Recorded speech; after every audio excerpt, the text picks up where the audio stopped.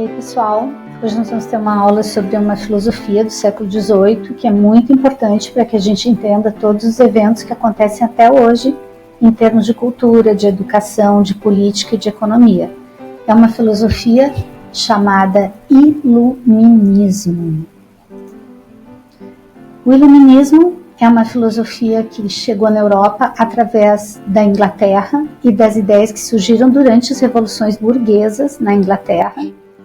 E que ideias eram essas? Que o rei tinha que estar a serviço do povo e não o povo a serviço do rei, que a economia deveria ter liberdade de ação, os burgueses, os comerciantes, todos deveriam ter liberdade de ação, que a burguesia deveria buscar mais direitos, então eram ideias de igualdade social. Eu botei essas duas figuras aqui para representarem o iluminismo, para vocês lembrarem que o iluminismo ele nasce em ideias inglesas, mas para aprenderem que ele cresce aqui, nessa rua de Paris, num restaurantezinho do sexto arrondissement, que se chama Le Pop, onde os iluministas começaram a divulgar essas ideias para todo o mundo. Foi nesse restaurante de 1686 que as ideias iluministas ganharam o mundo, a literatura, a Europa, a América, vieram ser refletidas em muitas ações através da história que a gente tem até hoje. Como é que esse movimento se originou, então? Se originou a partir das ideias da Revolução Gloriosa e do Bill of Rights, em 1689, e de dois filósofos ingleses ou britânicos, né, o John Locke e o Adam Smith. O John Locke defendia a ideia que o rei deveria ter uma constituição, ele defendia uma monarquia constitucional e que o povo deveria ser representado através do parlamento, né, que se votasse para qualquer coisa, ele podia intervir no governo. Então, através do voto, o povo tinha que formar o parlamento e o parlamento tinha que ajudar o rei. Se não fosse assim, não estava certo, né? Tinha que ser desse jeito. E o Adam Smith dizia que a economia deveria ser movida por uma mão invisível do mercado. Não deveria o rei intervir na economia. Tinha que ter liberdade econômica. O que seria essa mão invisível do mercado? Bastante atenção agora. A mão invisível do mercado funcionaria pela lei da oferta e da procura, que não precisava o rei dizer para quem tinha que vender, quanto que tinha que cobrar, o que tinha que produzir, que isso ia ser movido por uma mão invisível do mercado, que é a lei da oferta e da procura. Eu vou dar um exemplo básico para vocês. Rio Grande do Sul, o inverno. Qual é a fruta que mais se vê no supermercado? Os cítricos, né? A laranja e bergamota, principalmente. E elas, no inverno, elas ficam muito mais baratas do que no verão. Tu pode ver no supermercado o ano inteiro laranja e bergamota. Mas elas serão certamente frutas caras no verão e baratas no inverno. Por quê? Porque no inverno é safra. A gente tem muita bergamota e muita laranja, é época de laranja. Até aqui no nosso supermercado local, no Zafari, eles colocam uma plaquinha, tá na safra. Tá na safra quer dizer que tá o menor preço que tu pode achar. Isso é uma lei invisível do mercado. Se tá na safra, vai ter muito, muito produto. E aí as pessoas vão consumir, mas talvez elas não consumam o tanto que tem de produto. E aí o preço baixa para que elas consumam em maior quantidade, porque existe mais oferta do que procura. Então Adam Smith dizia que isso sempre aconteceria, que não precisava o rei intervir na economia. Ele defendia então a liberdade econômica. Então o John Locke defendia uma monarquia constitucional. O rei tinha que estar a serviço do povo e não o povo a serviço do rei, através da representatividade, do voto.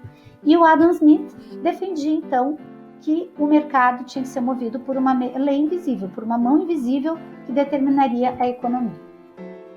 Essas ideias, então, que saíram da Inglaterra, elas saíram assim, elas criticavam o mercantilismo, que era a teoria econômica em que o rei dominava completamente a economia, criticavam o absolutismo, o rei não podia mandar sozinho, ele tinha que ter uma representatividade através do parlamento, outro poder mandando junto com ele, ou outros poderes mandando junto com ele, que tinha que ter maior igualdade social, não era possível que só o nobre pudesse comprar terra, que só o nobre pudesse participar politicamente, a burguesia também tinha que poder, e criticava o excessivo poder da igreja, né?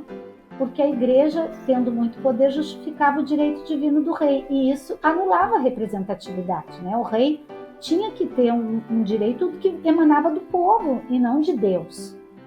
Eles começaram a chamar os iluministas o absolutismo de antigo regime. Mas essa palavra antigo regime, ela não nasceu na Inglaterra.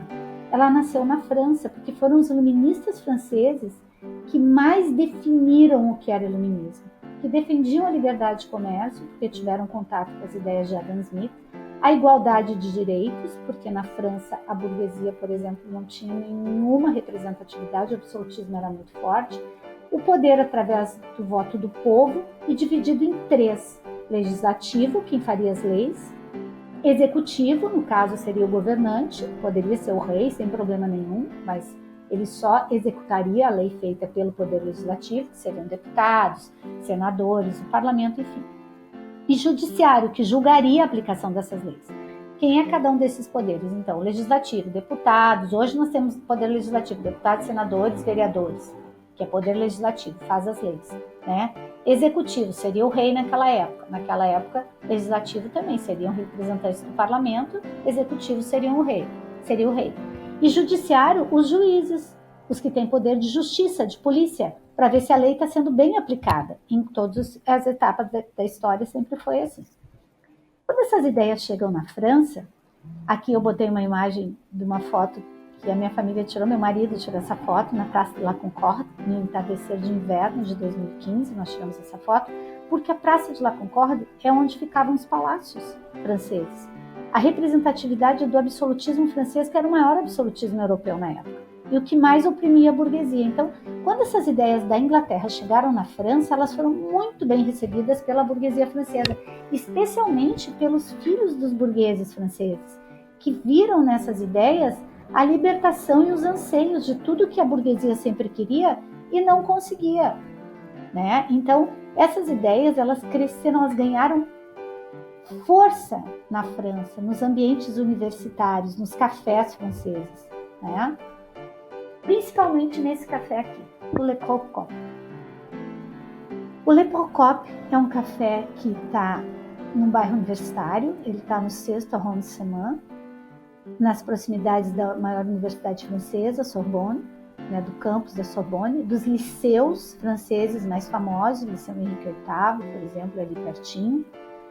E nesse restaurante, na Rue d'Ancienne Comédie, na Rua da Comédia Antiga, né, que já era uma rua que tinha nome de arte, né, que tinha a ver com arte.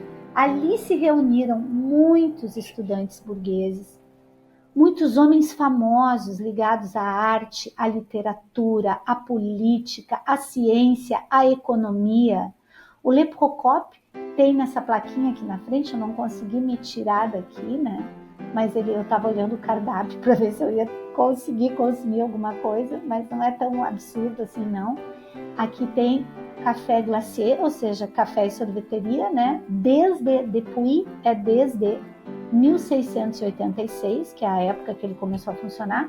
Tem também uma plaquinha aqui próxima, não tinha nenhuma fotografia, com o nome de todas as pessoas que frequentavam o Le Procope, né? Que eram muitas. Aqui essa mesa, por exemplo, é onde se sentava o fabulista La Fontaine, e onde eu sentei, né? Eu sentei para comer um crème brûlée, onde sentou La Fontaine, que é o fabulista que escreveu tantas fábulas lindas, né? As fábulas de La Fontaine, a Cigarra e Formiga, baseadas nas fábulas de Esopo, né? Ele meio que reconstruiu, mas ali ele sentava, talvez para escrever suas fábulas, nessa mesinha, né? Vocês estão vendo que é uma rua bem medieval, é uma rua bem preservada, como era no medievo. Chegar no Le Procope é quase fazer uma viagem à época do iluminismo, né? E ao ambiente em que esses filósofos se reuniam para falar dessas novas ideias, as ideias que valorizavam a ciência, que valorizavam a razão, que valorizavam o conhecimento humano acima daquele pensamento mágico que o rei poderia saber tudo, que tu era determinado por nascimento, que assim como tu nascia, tu tinha que morrer porque Deus que escolheu isso. É uma filosofia de liberdade e por isso ela é chamada uma filosofia de luz, né? Por isso que ela é iluminismo. E são esses caras que divulgavam essas ideias dentro daquele café ali do Le Procope, né? Um deles é Jean-Jacques Rousseau, que ele é um alto burguês, um cara da alta burguesia, que era um estudioso do contrato social, né? Ele era estudioso das ideias do Locke também, de que o povo e o rei tinham que ter um contrato, um pacto social. E esse pacto social era: o povo escolhia o que o rei tinha que fazer. E se o povo aceitava aquele rei como ele era, ele tinha que se compactuar com o rei e obedecer, ser submisso a esse rei. Mas para isso ele tinha que ter liberdade de escolha, de escolher esse contrato, de fazer esse contrato e de assinar através do voto, da escolha, da participação. O contrato social do Rousseau é uma ideia que se espalhou muito, né, na França. Esse outro aqui é François Marie Arouet, que é o Voltaire, né, que era o nome que ele escolhia para escrever algumas coisas. Ele é um rebelde, é um cara também da alta burguesia, mas ele tinha um certo desprezo pelo povo sem cultura. Mas ele é um cara que ele dominava as ideias da liberdade de expressão.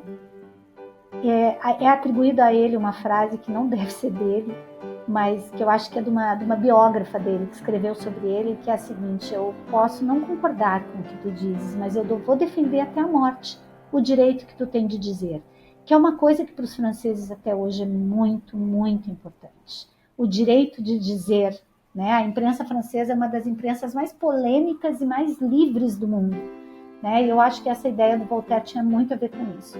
De onde é que ele tirou essas ideias iluministas? Ele foi exilado várias vezes, gente. Uma das vezes ele foi exilado na Inglaterra, né? Uma vez ele foi exilado ainda na França, mas foi retirado assim, do convívio, né, social, porque ele falou mal do Luís XIV numa poesia. E a segunda vez ele destratou um cavaleiro e acabou sendo exilado em Londres. E lá ele teve o contato com as ideias do John Locke e voltou com essas ideias de liberdade de expressão, de liberdade política, de liberdade religiosa. Ele se dizia que ele era um deísta, ele não era ateu, que é uma ousadia para um francês, né? De um catolicismo incrível, assim. Ele dizia: eu sou um deísta, eu acredito em Deus, mas eu não acredito na religião. Então ele é um cara bem à frente do tempo dele. Aqui a gente tem um cara muito admirável e que vocês não sabem o quanto vocês admiram ele e o quanto vocês usam ele. Esse aqui é o Diderot e esse aqui é o D'Alembert. São os enciclopedistas. Esses dois carinhas aqui inventaram a enciclopédia, baseado nas ideias iluministas, em que a ciência e a razão estavam acima de tudo. Eles tentaram, lá naquelas bibliotecas que tem no Le Procope, nas salinhas, o Le Procope ele é cheio de salinhas, eles começaram a criar um livro que reunisse todo o conhecimento universal. E eles criaram, então, a primeira enciclopédia, um livro que tinha por objetivo reunir todo o conhecimento universal. Eles tiveram contato com um livro desse tipo na Inglaterra e resolveram, então, que eles também queriam fazer isso. E até hoje a enciclopédia nos move, né? Quando eu era criança, a enciclopédia, toda casa que começava a ter um filho estudante tinha que comprar uma enciclopédia, né? A gente tinha duas enciclopédias no Brasil que eram muito consumidas, que era a Barça e a Britânica, né? Eu lembro que eu tinha a Britânica, tu sempre escolhia até a Barça ou a Britânica. E os pais compravam por fascículos e por letras, porque a enciclopédia reunia o conhecimento em ordem alfabética. Então, meu pai comprava do A até o E, porque era caro comprar uma enciclopédia, era caríssimo, os pais não podiam comprar, assim, às vezes era o preço de um carro zero, uma enciclopédia inteira. E como ela ia se renovando, ia sendo acrescentado conhecimento, não valia muito a pena tu comprar também todas as letras, né? Então, a gente às vezes fazia um contrato que tu comprava a enciclopédia e depois o cara te fornecia os fascículos de atualização dela durante alguns anos. Hoje, o que a gente tem? A gente tem esse meio aqui, né, online, a gente tem as enciclopédias online, a Wikipedia, que é a mais famosa, a Wikipédia, e depois a gente tem várias consultas, o próprio Google é uma grande enciclopédia, né? E foi o Diderot e o D'Alembert que tiveram essa ideia de reunir todo o conhecimento e colocar ele em acesso ao povo. E esse cara aqui, que era um cara de origem nobre, é o Barão de Montesquieu, e este carinho aqui é a teoria dos três poderes do Estado. Esse cara que, pela primeira vez, ele publicou que o Estado tinha que ser dividido em três poderes: executivo, legislativo e judiciário.